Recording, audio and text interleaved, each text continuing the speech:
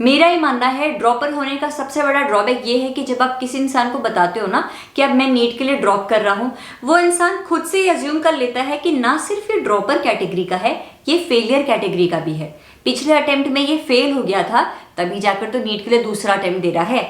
वो उस इंसान की नेगेटिव थिंकिंग है जो कि आपको फेलियर कंसिडर कर रही है। लेकिन आप खुद के लिए बुरा तब कर रहे हो जब आप उस इंसान की नेगेटिव थिंकिंग को खुद पर हावी होने दे रहे हो, खुद को फेलियर कंसिडर कर दिया है और इस नेगेटिव माइंडसेट के साथ नीट के लिए ड्रॉप कर रहे हो। तो दी किया क्या जाए? किया ये जाए कि खुद पर भरोसा किया जाए। अगर खुद के सपने पूरे करने के लिए जिंदगी के 1, 2 या 3 साल नीट के प्रिपरेशन के लिए लगा दिए हैं, तो अपने एफर्ट्स पर भरोसा रखते हुए, अपने हार्डवर्क को अप्रिशिएट करते हुए नीट की तैयारी की जाए।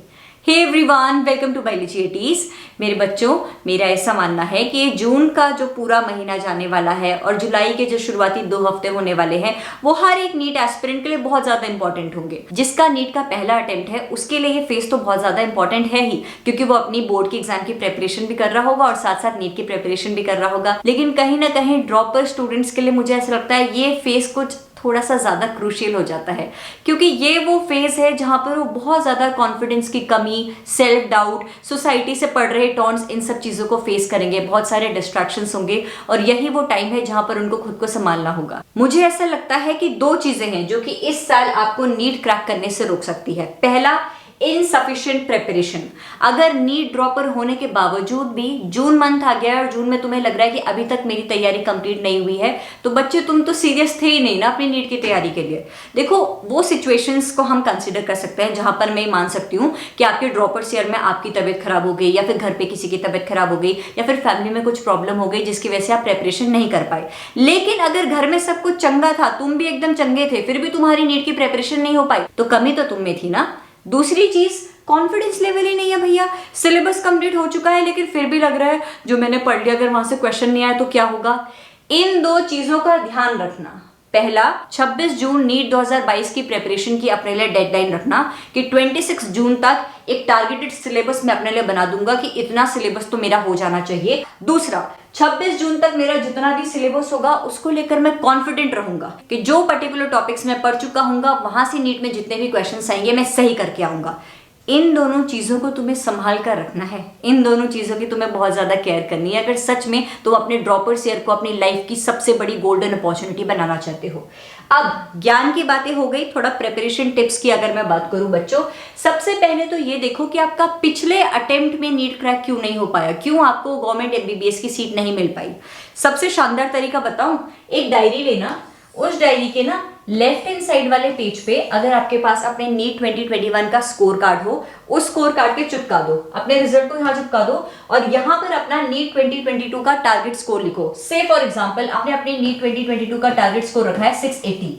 अपनी उस डायरी के लेफ्ट हैंड साइड वाले पेज पर नीट 2021 का स्कोर कार्ड चिपका दो, जिसकी वजह से तुम्हारा नीट 2021 क्रैक नहीं हो पाया, और दूसरी वाली साइड पे अपना टारगेट स्कोर रखो जो कि तुम नीट 2022 में अचीव करना चाहते हो। और ये इमेजिन करो, हर दिन विजुअलाइज करो कि जब नीट 2022 का रिजल्ट आ जाएगा, ये 680 या फिर जो भी तुम्हारा टारगेट स्कोर है, इसके ऊपर मैं अपना स्कोर कार्ड चिपकाऊंगा और वो स्कोर कार्ड में या तो ये स्कोर या फिर इससे ज्यादा स्कोर मेंशन्ड होगा।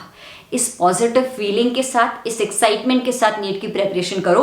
अगले 1-1.5 महीने तुम्हारे शानदार होने वाले हैं। कुछ तो कमी रही होगी ना पिछले साल जिस वजह से नीट क्रैक नहीं हो पाया, इस साल तुम्हें बस उन कमियों पर ही फोकस करना है।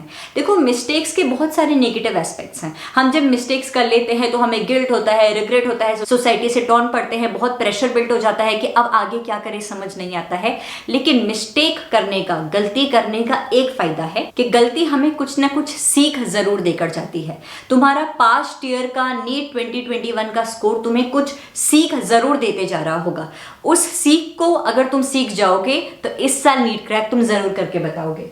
दूसरी चीज, मोटिवेटेड रहो, पॉजिटिव सोचो, इस एक्साइटमेंट के साथ प्रिपरेशन करो कि बस 1-1.5 महीना और उसके बाद इन NCERT की बुक से सीधे मैं मेडिकल कॉलेज की बुक्स पे जंप करने वाला हूँ। लाइफ चेंज होने वाली है भैया मेरी। तीसरी चीज बच्चों, जितना हो सके क्वेश्चंस प्रैक्टिस करना शुरू कर दीजिए, क्योंकि आप ड्रॉपर स्टूडेंट है तो कहीं ना कहीं ये मैं मानकर चल सकती हूँ कि अब तक तो आपके कॉन्सेप्ट स्ट्रॉन्ग हो ही गए होंगे। 70 to 80% सिलेबस तो आपने कवर कर ही लिया होगा, 50+ तो हो ही गया होगा ना। तो जितना हो गया है वहां से जितना हो सके क्वेश्चंस प्रैक्टिस करते जाइएगा, तभी कमांड आपकी उन पर्टिकुलर टॉपिक्स पर स्ट्रॉन्ग होगी। खुद से पूछो कि क्या आपकी लाइफ की बिगेस्ट मोटिवेशन है, क्या वो सबसे बड़ा रीजन है जिसकी वजह से तुम नीट एग्जाम ही देना चाहते हो, कोई और एग्जाम नहीं देना चाहते। जिस दफा भी तुमको लगेगी यार मुझे पढ़ने का मन नहीं कर रहा है, मुझसे नहीं हो पाएगा, खुद के सामने वो रीजन रख दो कि क्यों मैंने नीट की तैयारी शुरू करी थी। अब करी थी तो जब तक नीट नहीं हो जाता है, जब तक 17 जुलाई को मैं एग्जामिनेशन हॉल से बाहर नहीं आ जाता हूं, तब तक मैं सोचूंगा ही नहीं कि मेरा नीट क्रैक नहीं हो सकता है। तो ये कुछ पॉइंट्स हैं जिनको आपको ध्यान में रखना है, जो बेसिक प्रेपरेशन टिप्स मैं हर बच्चे को कहती हूँ कि वीकली टारगेट्स रखते हुए पढ़ाई करिएगा। अगर आपका सिलेबस कंप्लीट हो गया है तो वीकली रिविजन टारगेट्स रखते हुए आप लोग प्रेपरेशन कर लीजिएगा। बायोलॉजी में ड्रॉपर स्टूडेंट, कोई भी ड्रॉपर स्टूडेंट 360 से नीचे बिल्कुल भी ना सोचे, और बायोलॉजी हर दिन पढ़ना। फिजिक्स केमिस्ट्री में मान सकती हूँ कि किसी दिन आपका फिजिक्स करने का बिल्कुल मूड नहीं कर रहा है। देखो बच्चे, किसी दिन पढ़ने का मूड नहीं भी हो रहा हो, मैं सजेस्ट करूंगी एटलीस्ट बायोलॉजी का कुछ पोर्शन तो कवर कर लेना, कोई फेवरेट टॉपिक उठा के रिवाइज कर लेना। मेरे टेलीग्राम चैनल पर मैंने बायोलॉजी के chapter wise, unit wise, full syllabus, mock test की पीडीएफ अपलोड करी हुई हैं। कोई भी एक पीडीएफ उठा के क्वेश्चन प्रैक्टिस कर लीजिएगा। मैंने अराउंड 280 प्लस पीडीएफ फाइल्स आप लोगों के लिए अपलोड करी हुई हैं, जहां से मैंने आप लोगों को 40,000 प्लस एमसीक्यूज प्रोवाइड कराए हुए हैं। हर दिन 3-3 पीडीएफ सॉल्व करने का टारगेट बनाओ, तुम्हारी बायोलॉजी तो वैसे ही स्ट्रांग हो जानी है। पीवाईक्यूज करना बिल्कुल मत भूलना, स्पेशली प्रीवियस 10 ईयर क्वेश्चंस। 10 साल से पुराने क्वेश्चंस ना भी करो चलेगा, क्योंकि 10 साल पहले काफी आउट ऑफ एनसीईआरटी क्वेश्चंस भी आते थे, लेकिन एटलीस्ट प्रीवियस 10 ईयर क्वेश्चंस जरूर कर लीजिएगा। सेहत का ध्यान रखना, हेल्दी डाइट लेना। हेल्दी डाइट सिर्फ इस पेट के लिए नहीं, हेल्दी डाइट माइंड के लिए भी। अपने माइंड को पॉजिटिव थॉट से ही फीड करना। आप इस साल नीट क्रैक करना डिजर्व करते हो बच्चों, बस ये थॉट दिमाग में रखते हुए नीट की तैयारी करना।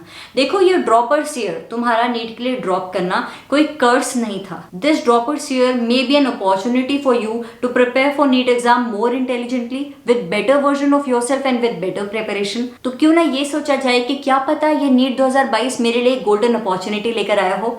इसी पॉजिटिविटी के साथ mention it in the comment section of this video. NEET 2022 will be the best turning point of my life. Mention it in the comment section, NEET 2022 will be the best turning point of my life. इस साल NEET droppers का tag जरा हटाते हैं, इस साल NEET 2022 crack करके बताते हैं। NEET 2022 will be the best turning point of my life. Mention it in the comment section. Thank you so much for watching this video, and if you like it, make sure to hit the like button and subscribe to my channel for the upcoming videos. Thank you.